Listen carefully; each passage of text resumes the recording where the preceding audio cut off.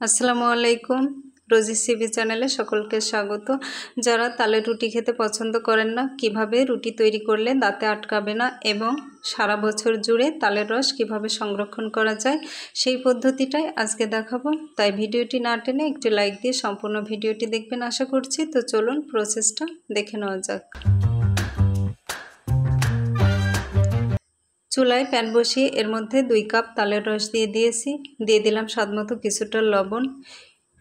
এরই মধ্যে আমি চুলাটা অন করে দিয়েছি আর একটু নেড়েচেড়ে দেব। দিয়ে দেব হাফ কাপ চিনি।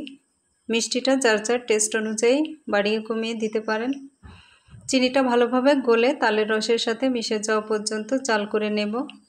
এবার অল্প অল্প করে চালের গুঁড়া অ্যাড করে দেব আর মেশাতে থাকব। ডোটা তৈরি হওয়ার পরে আমার কতটুকু চালের গুঁড়া লেগেছে সেটা বলে দেব। একবারে সম্পূর্ণ চালের গুঁড়া দিলে বেশি হয়ে যেতে পারে, আবার মেশাতে সমস্যাও হবে, তাই এভাবে অল্প অল্প করে মেশাতে হবে। আমার ডোটা তৈরি হয়ে গিয়েছে আর এই ডো তৈরিতে আমার মোট 3 কাপ চালের গুঁড়া লেগেছে। এখন চুলা অফ করে নামিয়ে ডোটা মেখে নেব। এখানে একটা টিপস দিয়ে রাখি, আর সেটা হচ্ছে ডোটা মাখানোর সময় কাঁচা গুঁড়া ব্যবহার করা যাবে না, তাহলে রুটিটা শক্ত হয়ে যাবে। চাইলে হাতে একটু তেল বা পানি মেখে নিতে পারেন, তবে রুটি বেলার সময় গুঁড়া দিয়ে রুটিটা বেলে নিতে হবে। ডোটাকে 4টা অংশে ভাগ করে নিয়েছি। এখান থেকে রুটি তৈরির উপযোগী ছোট ছোট সাইজের লেচি কেটে নেব। এখানে একটা অংশ রেখে বাকি অংশগুলো একটা সাইডে ঢাকনা দিয়ে ঢেকে রেখে দেব। এখন রুটি তৈরি করে নেব, এজন্য কিছুটা গুঁড়া ছিটিয়ে দিয়েছি। হাত দিয়ে একটা গোল শেপ তৈরি করে নেব। ক্যামেরা আমার ঠিক সামনে থাকায় রুটিটা বেলে নিতে একটু সমস্যা হচ্ছে, আশা করি দেখে বুঝে নেবেন। আমার রুটিটা বেলে নেওয়া হয়ে গিয়েছে। আমরা সব সময় তালের রুটি বেশি পুরু রাখতে পছন্দ করি, তবে যে কোনোভাবে এটা তৈরি করতে পারবেন, কোনো সমস্যা নেই। রুটি সেঁকে নেওয়ার জন্য তাওয়া গরম করে এর মধ্যে রুটিটা দিয়ে দিয়েছি। এখন লো টু মিডিয়াম আছে প্রয়োজন অনুযায়ী রুটিটাকে সেঁকে নিতে হবে।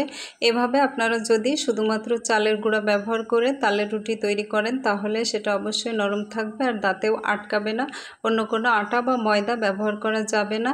একইভাবে আমি সবগুলো তালের রুটি তৈরি করে নিয়েছি। এখন তালের রস কীভাবে সারা বছরের জন্য সংরক্ষণ করা যায় সেটা দেখাবো। এজন্য প্যানে বেশ কিছু পরিমাণ তালের রস নিয়েছি। এই তালের রসটা বেশ কিছু সময় ধরে জাল করে ফুটিয়ে নিতে হবে।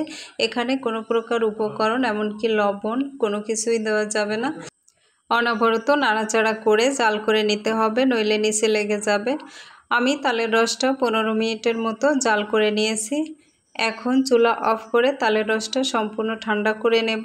সম্পূর্ণ ঠান্ডা হয়ে গিয়েছে। এখন প্লাস্টিকের একটা পাত্র নিয়ে নিয়েছি আর এর মধ্যে এটা তুলে নেব। কিছুটা খালি রেখে এখন মুখটা আটকে নেব। একইভাবে আমি সবগুলো পাত্র ভরে নেব। এভাবে মুখটা আটকে ডিপ ফ্রিজে সারা বছর জুড়ে সংরক্ষণ করা যাবে।